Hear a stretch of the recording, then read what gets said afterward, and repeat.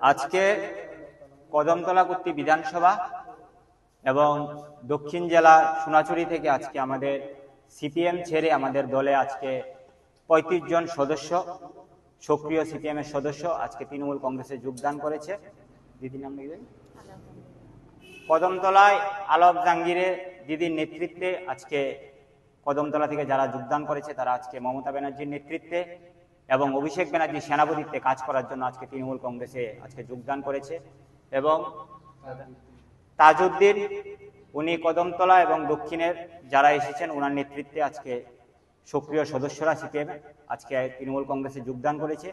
আজকে আমরা নবাগতদের তৃণমূল কংগ্রেসের পরিবারে আজকে আমরা স্বাগত জানাই এবং আগামী দিন এই রাজ্যে যে স্বৈরাচারী শাসন চলছে তার বিরুদ্ধে আমরা এই সমস্ত নেতৃত্বদের নিয়ে আমরা আগামী দিন মানুষের সাথে, এই রাজ্যের জনগণের সাথে আমরা আগামী দিন লড়াইয়ে থাকব।